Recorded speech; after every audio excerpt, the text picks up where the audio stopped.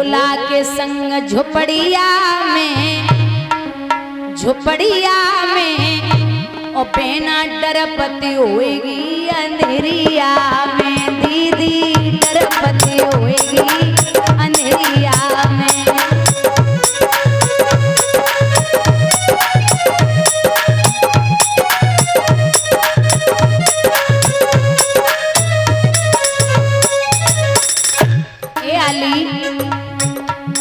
बके कांतरे बिच्छू कलैया में लटके मृग छाला कमरिया में, लटके मृग छाला कमरिया में।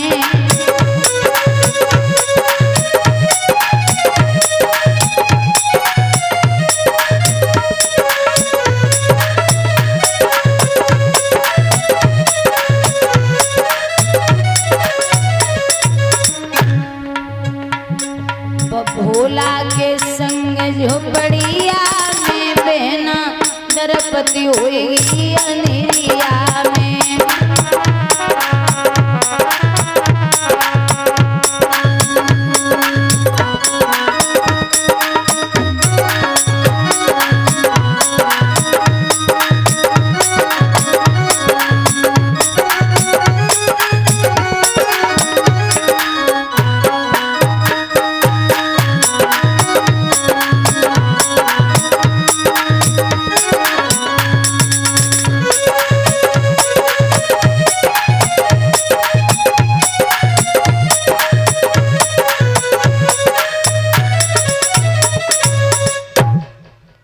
यहाँ भैया बड़ी परेशान मैया सती ने, पिता ने देख के सिर हिला दिया तो एकाग्रचित होकर के वहां अग्नि प्रचलित की है, उसी में अपने शरीर को त्याग दिया।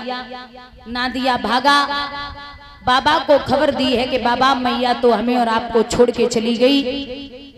जैसे ही कहा कि छोड़ के चली गई तो शंकर जी ने सर से एक जटा उखाड़ी है और शिला पे मारी, जिससे वीरभद्र नाम का राक्षस प्रकट हो गया।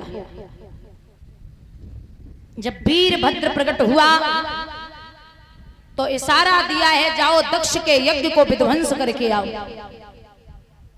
दक्ष के यज्ञ को विध्वंस करने के लिए चला, ध्वजा पताकी बंधन बारी को उखाड़ के फेंक दिया। मैया सती के पिता दक्ष का सिर काट करके हवन कुंड में डाल दिया, सब विनाश कर दिया।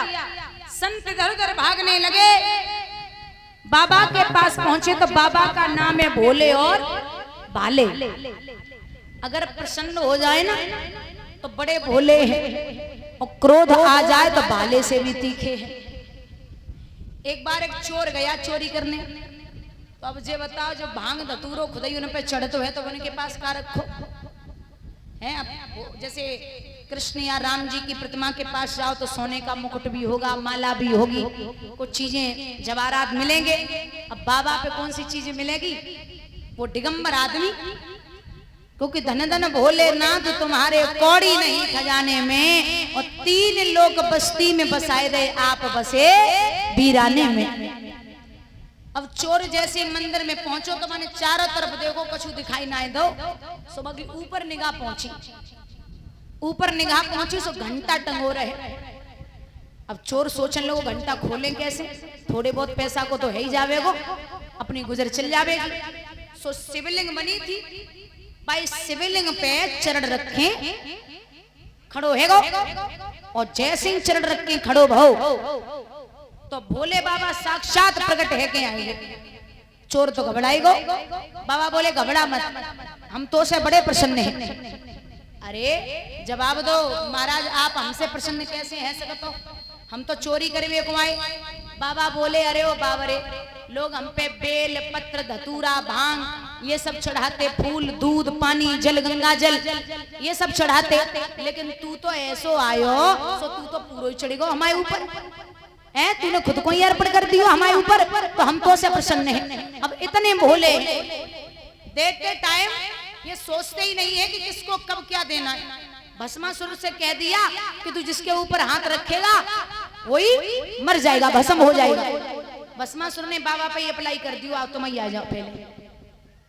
तो देते टाइम सोचते नहीं है कि किसको क्या देना, कौन किसके लायक है। अब बाबा के सामने संत पहुंचे, त्राहे त्राहे में नाथ पुकारी, आए हैं हम शरण तुम्हारी, बेग उपाय करो तुम जाई, दक्ष को यज्ञ दियो कर वाई। चलो नाथ, सबने मनाया, बाबा पहुंचे। जैसे ही बाबा गए, सब कुछ ठीक किया, तो दक्ष का सिर कहां से आए। कहा है कोई भी माँ अपने बेटे की तरफ पीठ फेर के लेटी हो, उसी का सिर काट के आ। कोई नहीं मिला तो बकरी के बच्चे का सिर काट करके दक्ष के लगा दिया। जब दक्ष के लगाया तो दक्ष मैं करके खड़ा हो गया।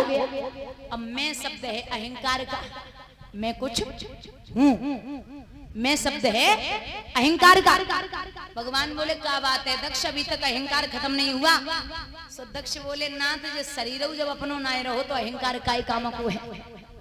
क्षमा याचना मांगी, वहां से प्रभु पुनः आकर के फिर सती ने जब अपने शरीर को त्यागा है तो कह के गई थी कि चाहे कुछ भी हो जाए, मैं एक पत्थर के यहाँ, पर्वत के यहाँ जन्म ले सकती हूँ, लेकिन दक्ष के यहाँ दोबारा आने वाली नहीं हूँ। तो पत्थर पर्वत मतलब फिर उन्होंने राजा हिमाचल पर्वती है, उनके यहाँ जाकर के जन्म लिया है। बोलिए गोविंद भगवान की।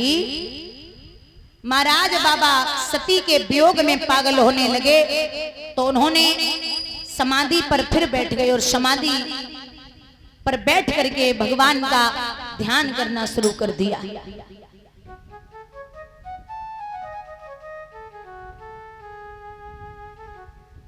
बड़े अच्छे से भजन पूजा पाठ में लगे।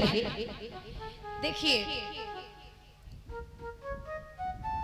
दादा, यहां आकर के इंसान भक्ति करता है, अच्छी बात है, भक्ति करिए, लेकिन क्या है कि आप भक्ति अकेले कर रहे हो, वो भी भाव ना हो आपके अंदर। एक दुनिया को दिखाने के लिए आंसू डालता है आदमी। ऐसे कोई खत्म हो जाए, बड़े बूढ़े चले जाएं तो आंसू डालते हैं लोग कि आप हमें छोड़ के चले गए, आपसे मुझे बड़ा प्रेम था, बड़ा स्नेह था, आप मुझे छोड़ के गए हो, हमें भी लेके चलते। और वाकई में किसी दिन यमराज जी आके ये बोल दें कि चलो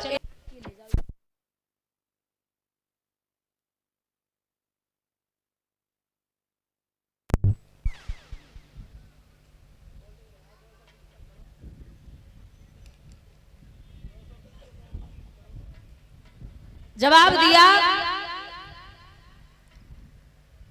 कि तो को ना पता जे काय को आई है। बोले काय को आई? बोले सुन ले बहना, जे जा से आई है कि बब्बू